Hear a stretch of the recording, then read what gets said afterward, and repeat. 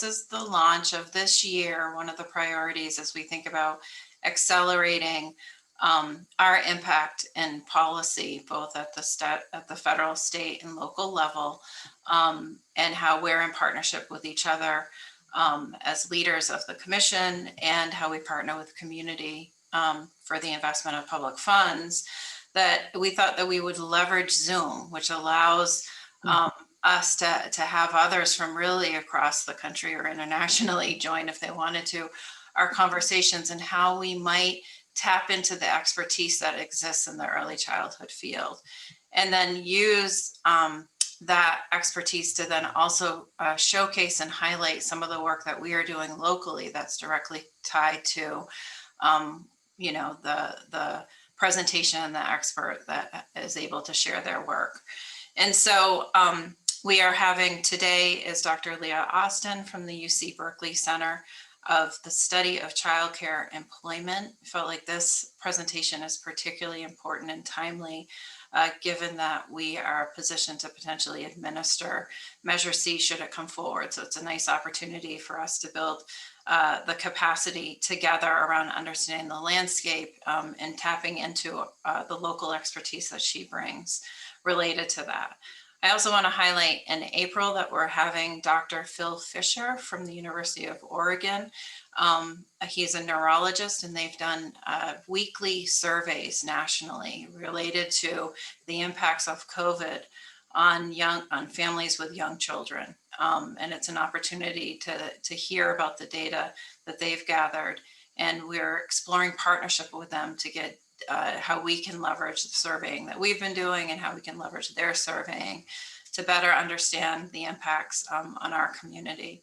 And then in June, we secured Dr. Raj Chetty is going to do a presentation to the commission. He is a MacArthur genius. He's on the short list for the Nobel. It's a great honor to have him present to our commission. He specializes in studying inequitable access and opportunity with emphasis on race, place, and early childhood. And it will be a nice opportunity to showcase the neighborhoods ready for school investment that we've made in our county, and certainly to learn from his expertise. So for today's presentation, and in preparation for that, we developed a data sheet that you have in your packet. And I just want to call out a few things because it sets the context, I think, for Dr. Austin's presentation, and then also the follow-up where we're going to showcase an apprenticeship program and partnership that we've been doing with the East Bay Y and funding partnership with social services and with Tipping Point.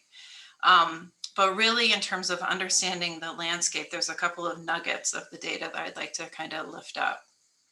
So when we think about Alameda County within the context of the pandemic, that we're losing an estimated $18 million in revenue per month due to the under-enrollment and enclosures related to the pandemic. So that's a huge amount of income related to childcare and the impacts on community. That the current financing structure of childcare makes it impossible for providers really to earn a living wage. And that within that context, when we think about who the providers are of early care and education, that it's primarily women, and it's primarily women of color. So foundationally, this really is issues related to equity in a sector that is foundational to the well-being of our economy and our communities and our families. So with that, we're going to hear more from Dr. Austin, and then again, there'll be a spotlight showcasing the work that we've been doing in the apprenticeship program in partnership with the East Bay Y. So for a bio and an introduction, the first thing I want to call out is Dr. Austin is an alum of First Five, so we're really happy to have her here and to come back and help to inform our thinking as it relates to early care and education. She has 20 years of experience in early childhood workforce and professional development. As a director, Lea leads the center's research and policy agenda aimed at improving the status and well-being of early educators. She has extensive experience in the areas of workforce development, racial equity, early childhood leadership competencies and curricula, and public policy and administration. Her interest in securing access and opportunities for early educators to leadership and decision-making roles in the field were spurred by her work with Mills College and First Five Alameda, where she developed leadership programs in higher education and community settings and implemented a professional development initiative focused on attainment of college education. She earned her master's degree in public administration from Cal State University Hayward, and a master's degree and a doctorate in education and educational leadership from Mills College. So it's a great honor to introduce Dr. Austin, and happy to have her today. Hi, good morning. Thank you very much. I'm going to try and share my screen here first. So let me make sure that works. Okay, you're seeing slides, I hope. Yes, okay. Well, thank you, and thank you, Kristen and team, for inviting me. And just first, I want to send regrets from Ashley Williams. Dr. Williams was going to present with me today. She's had a loss in her family, so is not joining me. So I will do my best to pick up her pieces of our presentation. And as Kristen noted, I used to work at First Five Alameda County. It was my first job in the sector, so it's always fun and nice to come back and have an opportunity to present to the commission. So I really appreciate that. And for the center, because we are located at UC Berkeley, we always just really appreciate the opportunity to do something in our home community. So again, thank you for that, for the invitation. So with today's presentation, we prepared this for you in the hopes of, for some of you, this information may be newer. Many of you are familiar with some of the workforce data, but to provide some key research on the ECE workforce to inform your work ahead, particularly as you think about Measure C and other investments, as well as thinking about COVID response to the early care and education system. I wanted to start by just framing this with a few points that I think are really critical for us to hold in our minds throughout our discussion today. First is really just the acknowledgement that we have a deep-rooted history in the United States of devaluing the labor performed by people of color, by immigrants, and by women.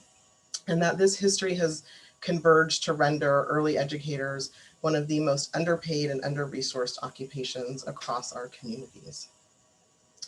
And second is that the ECE sector itself is not immune to the racism and biases that pervade our systems and society. We see that within this workforce, and we'll talk about this today, that there are stark disparities that exist, with women of color in particular experiencing the greatest harm stemming from the way the current system is organized, funded, and directed. And we've really seen this more clearly as a result of the pandemic.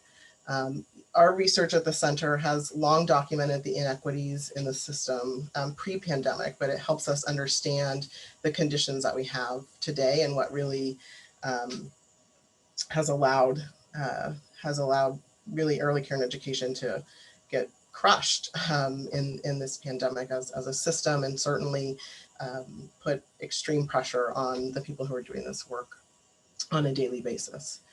You know, ultimately, I would suggest that we need a system in which early care and education is organized and resourced as a public good. As long as we're reliant on parent fees with very limited public provision and disparate funding sources and requirements, what children and their families have access to and what resources and supports that their teachers and caregivers are provided will remain uneven and inequitable. I think as Kristen was referencing, the way the system is organized and funded, it's just really made it impossible for people to make a living and to earn, you know, a living wage doing this work. You know, Measure C provides, I think, a unique opportunity to demonstrate how systemic racial inequities can really be undone. And so today we're centering this discussion on the ECE workforce very specifically, because often our policy proposals and discussions for a more equitable early care and education system are focused on access for children and families while overlooking the workforce. Children's learning environments are their teachers' work environments. And so those two are go hand in hand, they're inextricably linked. And so as you think about the possibilities for what we can do in Alameda County and what you all can do in Alameda County, centering the workforce alongside children and families who are encountering the most harm will really help to facilitate the development of an equitable ACE system. Ultimately, we can achieve an equitable system for children and families if their educators are continuing to experience inequities. And I think it's also important for us to keep in mind that early educators are also members of our community. They're working and living in the same community, and many are also parents themselves. So I'm going to kind of start us off by talking about what we knew about the workforce entering the pandemic and how COVID has exacerbated these conditions. Early educators in the best of times are working in environments that undermine their well-being and their ability to implement effective practices. But they are really the linchpin of early care and education services. And current and comprehensive data about this workforce in its entirety is really critical. Kristen mentioned the data sheet that you all have that's drawn from the Workforce Registry in Alameda County, and that provides really important information about programs and the workforce in Alameda. And I think it's also important to note that it does only reflect a portion of the workforce, as many are not required to participate or enroll in the registry. So we have to ask these questions, really important questions about, programs and workers who are in the registry and those who aren't. Do we know if there are potentially differences between programs and providers that we have data on from those we may not? Are some faring better, worse, or the same? Is the lack of comprehensive data masking disparities that may exist? This is a data deficit that is persistent across communities in California and nationally. And the registry is a really important tool, and it's important data to have, and it could be incredibly more powerful if it's expanded to the full ECE workforce population. I will just mention for your reference that at the center, we just conducted a statewide representative study of the workforce, and at some point later this year, we will have regional data available, though we won't have it at the county level, but we will at least have the Bay Area region. So in the meantime, to help provide an understanding of the workforce, we're relying on multiple sources to help fill in the picture. We do have two studies, which I'll reference today, of the center-based workforce in Alameda County that we published a few years ago in 2016, which was supported in part with funding from the commission. So it's nice to have those local reports. Okay, so I'm gonna move us. Here we go, sorry about that. So entering the pandemic, here's what we knew about the ECE workforce in California, and where I can, I'll mention what we know specifically about Alameda County. So in the formal labor force, about 117,000 people were paid to provide early care and education services. In that 2016 Alameda County report study we did, we estimated the size of the center-based teaching workforce to be about 4,000.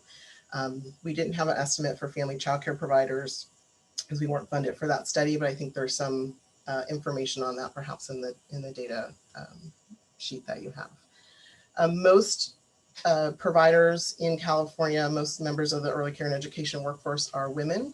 The estimates are somewhere between 95 and 98%. And in California and in Alameda County, they're mostly women of color.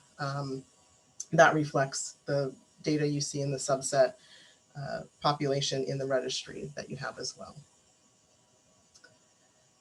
Wages are low across the board. As you can see, the median hourly wage of those who are classified as childcare workers is just over $13 an hour. And those classified as preschool teachers fare only somewhat better with a median hourly wage just under $17 an hour. I will say that the childcare and preschool categories, are really just a false dichotomy, but they're Bureau of Labor Statistics data we're drawing from, and so these are the categories that we have. But again, I think what you can see here, and this is again reflected in what you have in your local registry data, that wages are low, even here in Alameda County, where minimum wages are higher than the state. Wages remain really low. You know, I think there's also this assumption that low wages means the work is low skilled or that workers have low levels of education or training.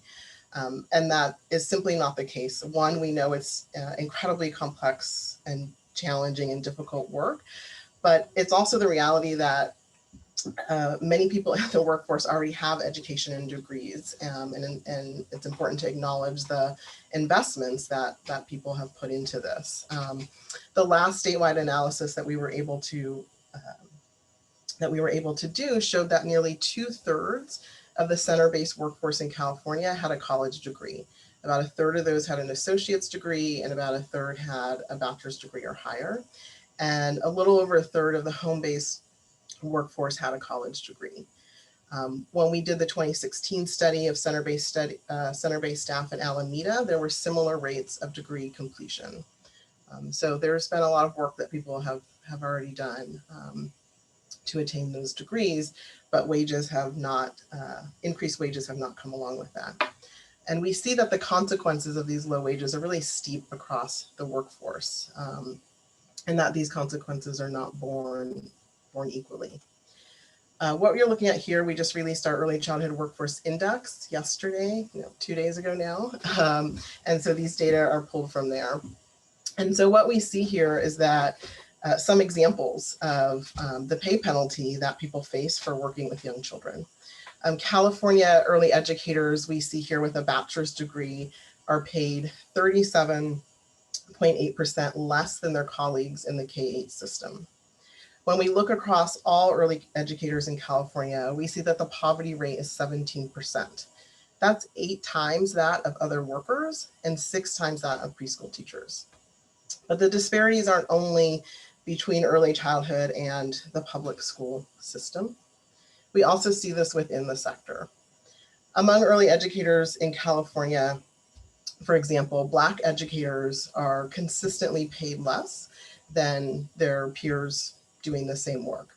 We see that Black educators are 1.5 times more likely than their peers to experience poverty. So think about that 17% of the workforce already, and then 1.5 times that rate for Black educators doing this work. In the 2016 Alameda study that we did here, we found racial and ethnic disparities also within job role. So not only are we seeing this when we look across wages, but also by job role. And this mirrored statewide and national trends. So for example, while in Alameda County, the center-based workforce is mostly women of color, we found that staff who identified as people of color were overrepresented as assistant teachers, accounting for more than 75% of assistant teachers, even though they're 67% of all teaching staff in the sample. And of course, assistant teachers are going to be paid less than teachers. So that also has an impact on what people are earning. And so in particular, we saw that those who identified in Alameda as Latina or Asian Pacific Islander were more likely to work in those assistant teacher roles. And so that has implications, and really important to examine that and understand like what, where we see those differences. What does that tell us about opportunities that people are being exposed to, offered, and some really critical questions to examine there. And then we see that this also has an impact on the day-to-day lives of people who are doing this work, which I think sometimes gets lost in the data, right? What does this really mean for people?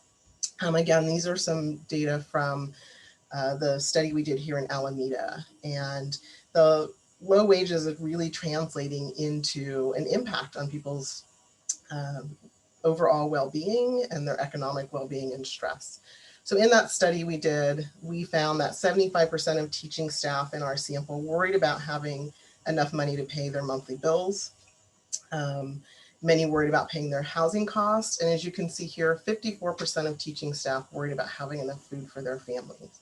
So like, just sit with that for a minute and take that in, like what that means to have this level of economic worry. And, you know, you're trying to do this work with children, and you know, if you've ever been in an early care education classroom and worked with kids, you know you have to be on. It's constant. You're constantly engaging, responding, um, needing to be active with children on an ongoing basis, and you're doing that while you're also having these this own worry and stress pressing down on you, and it really undermines people's ability to be as effective as they can when they have this stress. And so when we look at this, you know, there are also other consequences. Not surprising, in that 2016 study of Alameda County teachers, we found high rates of turnover. 17% of teachers and almost a quarter of assistant teachers had left their jobs the previous years. And for some centers, they experienced turnover rates as high as 80%. So there are many consequences that also impacts the other staff who are in those programs, and directors and administrators running programs. And many, you know, we know First Five Alameda County, as well as other communities, have invested a lot in professional development and support of the workforce, and we just lose that when people leave this work.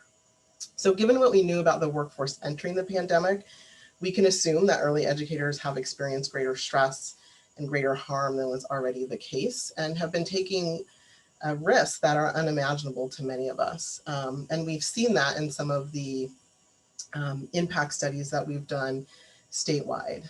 We conducted a brief study in April, and then again in July, of licensed childcare centers and family childcare programs in the state. So in April, we were able to look at this data regionally, and we had about 550 Bay Area programs who responded to the COVID impact survey. And at that time in April, over half of them reported that they were experiencing financial challenges.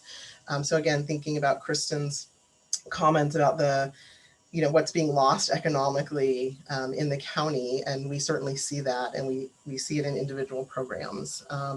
Over 70% of programs had made staff changes, such as layoffs or had needing to cut benefits. About 60% reported difficulty obtaining cleaning supplies and the PPE they needed to protect their own health while they were remaining open for services. Then we followed up with a survey in July, and that survey demonstrated that the conditions for the most part had not improved, though we did see some decrease in those who reported that they were unable to obtain basic protections around PPE and cleaning supplies, though we still had over a third of our programs saying that they either couldn't access or afford those basic protections. But what you can see here on the slide is really just the economic stress and conditions that people are experiencing. 80% of the programs we surveyed that were open reported they were open because they lacked the financial resources to survive a closure. They were also reporting high levels of worry about their own health, their family's health, the health of families that were participating in their program, but they simply didn't have the resources to close. And you can see here that almost half of family childcare providers by July had not been able to pay themselves. Family childcare providers were much more likely to report that they had begun paying business expenses with their credit card and incurring personal debt. Across centers and family childcare programs, 1 in 5 had already missed at least one rent or mortgage payment on their program. And that was July. So, you know, we're much further in to the pandemic, and we can imagine, because there haven't been real financial interventions, that this has likely been exacerbated. I mean, so what we see is that many programs are open because they need a roof over their heads, and they're really struggling to stay open that way. And so in the middle of this pandemic, you know, childcare has been recognized and is being hailed as essential, but the policy responses have not translated to the individuals doing the work themselves. This slide here, I'll just let you take a look at that, highlights some quotes from educators that provides insight into what this means in their daily life, what this reality is, the realities that they're facing during the pandemic. You know, again, kind of fear for their own health and well-being of themselves and their families, really feeling unseen and undervalued and clearly underpaid for the work that they're doing and that they've continued to do, again, throughout the pandemic while they've remained open, providing really essential services. You know, there is certainly no single ingredient that is going to solve the longstanding early educator crisis. I think now and post-COVID, you know, it's really necessary to attend to the preparation and access to preparation and training, the working conditions in which people are operating every day, and the compensation of the early educator workforce. And I know you all are going to talk about apprenticeship and those opportunities as well. It's like these things all need to hang together. But if nothing else, I think the twin health and racial pandemics that we're experiencing across the country provides us an opportunity to interrogate our existing systems and our existing norms in order to understand how they have maintained inequities, what needs undoing, and where there are opportunities for change. And Measure C presents really a timely opportunity to implement and prioritize policies and resources with the intent to dissolve these racial disparities that exist within the county's ECE system. I think there's a real opportunity to be a possibility model for other places. You know, Measure C alone is certainly not enough to be the panacea to the current conditions, but it is really an opportunity to be strategic and begin to disrupt the status quo and inequities. And I think it's really important as you know, to think about what some of those priorities are. I think one is really to establish a goal of early care and education as a public good and understand what Measure C and other local investments can impact and how far that's going to get you. And then plan for resources and policy changes to work toward that larger goal. I think as we've looked across communities and analyzed policies and advocacy strategies, where we see communities make the most headway is where they're very explicit about that end goal, and they're very upfront about the cost. There has been a real reluctance to say just how much it costs to provide high quality early care and education services. We've done some estimates with the Economic Policy Institute. We did an estimate for every state to demonstrate what that would look like, what it would cost if we had a system where early educators were treated at least on a par with their elementary school counterparts, where they had the compensation, benefits, where staffing levels were what they should be, where family childcare providers also have the level of supports that they need. And in California, that cost is between $30,000 and $39,000 per child. And you know, people kind of gasp at that number, but like it just is, that's what it is, and that's what it costs. And when we don't fund the system at the true cost, what we've done is subsidize the system on the backs of the people doing this work. And so being really explicit about what that is, and then having a way to measure along the way, this is what Measure C is going to get us in that goal. This is what, you know, whatever other initiatives, that's where this is going to get us towards that goal. So that there's a real understanding. I think sometimes we see when there's a major initiative or investment in a community, when folks go back to their policymakers or communities for greater investment, people feel like, oh, we did that, right? We've checked the box on that issue without really understanding how far they have to go. So I think it just suggests that that's a really important goal.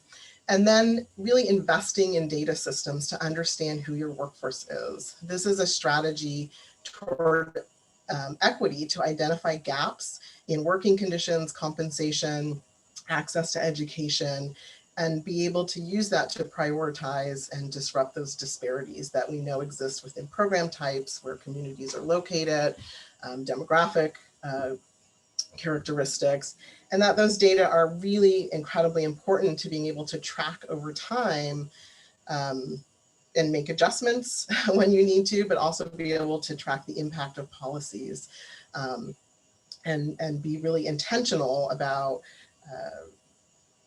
targeting disparities and inequities, and using the resources available to demonstrate and show how with that intentionality you really can begin to undo the harm that's being done to the workforce as well as to children and families, and hold that up as an opportunity to, for greater expansion and investment, and for other communities as well. So I think, Kristen, with that, I will pause. I know I kind of threw a lot of information out there and rushed through, but I'll pause with that. And I think we have an opportunity for questions, if there are any. We do. I want to, before we completely open up, I want to appreciate you for providing the data and providing the foundation. And then just as an add-on to your comments around Measure C for the commission, a couple of things that I would highlight as a reminder is that the two pieces, the two elements that are written into the ordinance, so therefore code, are there's a wage requirement tied to Measure C, which was, I believe, intentionally put there with the nod to the equity and low wage in the sector. It sets the floor at $15 an hour, and it requires an annual increase either tied to CPI changes, or changes relative to the revenue, whichever is lesser than of. The other piece that's written into the ordinance, which ties into what Dr. Austin was saying, was data, that there's mandated reporting that's tied into the ordinance.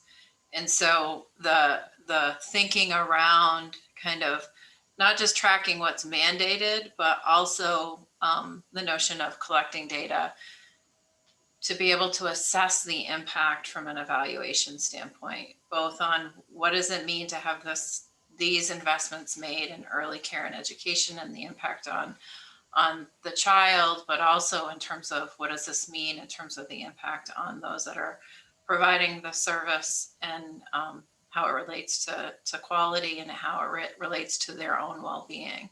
And I do think it's an opportunity with the infusion of money to think about the infusion and how one administers it within the context of equity, given that there's scarcity and fundamental, I think, to the sector is the issues around structural racism and gender that is playing out. So, I mean, it's a bit of a puzzle, but it will be one of those opportunities with new money to think about how one administers it and puts forward public policy that in some ways either helps to mitigate, if not address those issues. And Kristen, if I could just add two things to build on that. So I, along with several of our team members, participated in various committees, Premeasure C, in Alameda County, to help think through, like, if this passed, I think it was the first round of this, but if this passed, like what could be done, what would be the options? And one of the places where we really struggled was trying to even understand and inform, like, how far are the resources going to go? Yeah. Because we didn't, without that comprehensive data, like, we just couldn't say, well, this is how many people we have in the workforce. This is where wages are right now. So we know, this group is already over $15 an hour. So how do you, this group is this far away, or, even being able to categorize where the workforce is and was really challenging, really just not having very much information on, like, health benefits or any of these other things. And it made that really challenging, and it's still challenging to try and assess that. And so even for the planning purposes, like, those data are really important. And then being able to understand, as you're saying, like, targeting resources. So as you establish a floor, which is really important, and then think about wage standards and wage standards as a strategy, for example, of addressing equity. If you say this is what people get paid based on education and tenure, it removes some of the, can help it remove some of the, discrepancies that we see. But also, if, let's just say everybody got a $10 raise, right, doing this work. Everybody was at the floor and, got this raise. That would be great, but we're going into it with inequities. So everybody gets that raise, but you've just moved the amount up, but you still see those inequities throughout the system. So really being, again, able to target and understand where those disparities are is critical, and it's complicated because we're dealing with a sector where really across the board, almost the entire workforce needs better conditions and better pay. And so it's complicated to then, to parse that out, and but necessary.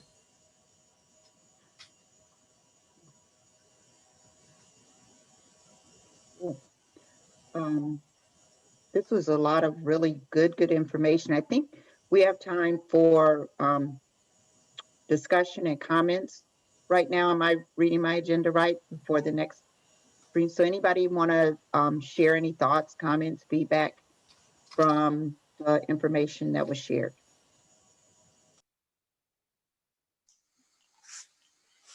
And I would add, in addition to, reflections on what was shared or questions or clarifications, if it sparked anything where it would be helpful to have more information. Again, some of this was being brought forward, certainly from a policy angle, and it is an area that we are, running a policy advocacy and tracking the state budget and the federal landscape and how it supports the ECE world. But in addition to, as we think about building our capacity as an organization and as a commission to be able to, presuming Measure C is implemented, to take the resource and be informed around how we administer. Happy to be in thought partnership with the commission around what might support kind of building our knowledge base related to it. Thank you, Kristen. This is Ceci. I guess one thing, the data is really dramatic and shocking, frankly, to just see it laid out. And I'm wondering, just given the environment that we're all in, and that this is a crisis nationally, not just in Alameda County, I'm curious if there's a mobilization happening at all at sort of the national level around some of these issues that are playing out related to childcare and childcare workers. Yes and no. So I think there is absolutely a recognition that the system as a whole requires reform. And so we have seen, in the latest federal relief bill, for example, I think there's, right in its current state, like $40 billion for relief to the ECE sector. And then there are other proposals that people are discussing for long-term reform. I mean, I think one thing we have seen that is very significant and represents a big change. As a candidate, President Biden released a proposal for, I forget the exact title of it, but it was essentially for care and early education in the 21st century. And a portion of that talked about really how to reform the early childhood system with an emphasis on the workforce. I mean, the proposal was centered on the workforce, which is, that does represent, I think, a real sea change with some specific language around compensation and organizing, unionization, these sorts of things that we know help support the workforce and allow people to have the structures for them to organize and operate in a similar way to K-12 in that regard. And so that's the boldest plan we have seen. I would suggest, and at our center, and I'm happy to drop in, we actually said that has to be bolder. And the primary reason for that is because the way that the proposal, and many people are talking about this, the way that that's laid out, it actually would entrench some of the existing inequities that we see in the system. So for example, we know that people who work in public pre-K are typically the highest paid of this sector. There's still a ways to go, but they're the highest paid of this sector. Whereas those who are working with infants and toddlers and in community-based programs and family childcare are among the lower paid workers. School-based pre-K, public pre-K, the workforce is less diverse. They tend to be whiter. Black educators in particular are underrepresented in those public pre-K teaching positions. And so the way that some of these proposals are laid out are universal pre-K with conditions that look like elementary school teachers, and building out a subsidy system for kind of 0 to 3. So again, it's complicated, right? It's like, this is great, but we have to talk about these inequities and the way that our policies are driving those. And we have to be able to say, like, yes, it is amazing to talk about a new system with, an infusion of billions of dollars and addressing the workforce, but how can we also push back on that? And I think there's a real role for local commissions and stakeholders locally and at the state level to say, like, that's great, but here's how we can do better, right? Here's how we can really ensure a system that is effective and equitable for people doing the work, as well as for children and families. Right. Any other thoughts or questions or discussion related to this? I know some of you are probably in a little bit of shock. As Ceci mentioned, listening to it, I really want to take a moment to appreciate, Kristen First Five for bringing this topic to us, and appreciate Dr. Austin for sharing with us. This is kind of where my heart lives and works and has for decades. I think that what stood out to me in your talk is the fact that, we need to deal with the true cost of providing the service that we say we want for children, and figure out how to make that happen. I think Measure C is a great place to start. It's a lousy place to stop, because it alone won't answer the question, and it's just such a important thing that really is a social justice issue, economic issue, the ability for kids to thrive. So I really appreciate the information that you shared, and it just has to kind of tug at you when you think about people who are working really hard every day, worrying about whether or not they can feed their own children, and worrying about whether or not they can pay their bills. They're working hard every day. So yeah, it's very, very thought-provoking. And we did have a question in the chat as to whether or not the slide deck could be made available. And I'm not sure if there's other questions, because trying to read it. Oh, I see some comments that people are putting in the chat as well. I can't see those, but I see one that's come in here. I don't know, Renee or Kristen, if you want me to respond to this. The one that I'm saying, it says, in reflecting on the comment that 75% of the women of color working in centers who are assistant teachers, despite the majority of the workforce being women of color, could you expand on this or talk more about what might be behind this? And then there's another point, if you can answer that one. So I think there's probably several things going on. When we look at when we look across these data, both locally and nationally, and we see some patterns. One, I think that what we can't tell, because we weren't necessarily asking about like education and training in this particular survey that we're referencing here.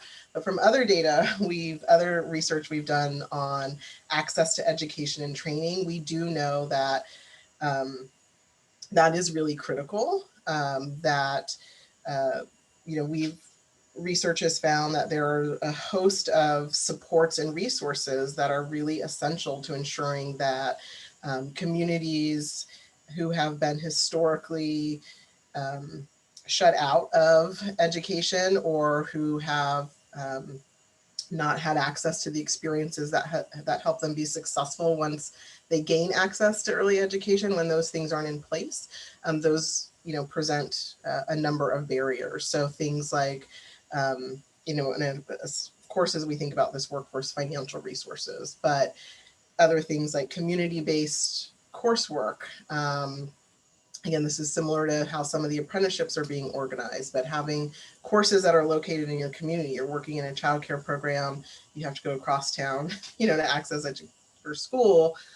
Like, that makes it really challenging. Cohort models, language supports, offering coursework in multiple languages is really important. So we know when those things aren't in place, that can shut people out of education. And so that may have some connection to job role.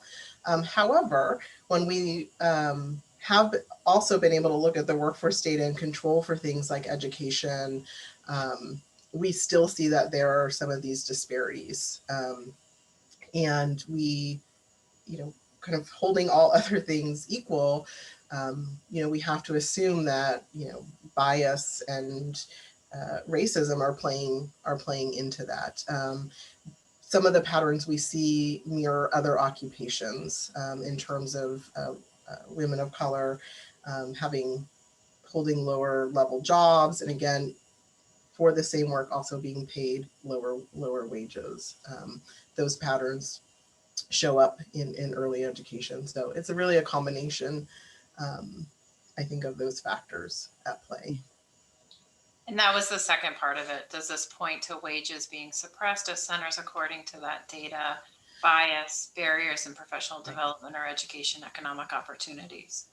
I think the other piece of that is in which programs people are working, because we also see that there are real differences between Head Start funded programs, publicly contracted programs that are more heavily reliant on family fees, even if they may accept childcare subsidies, that wages bounce all around. They're not the same across those programs, and so that also factors in as well. Mm-hmm. I see a question asking if people will have access to the slide deck after this meeting.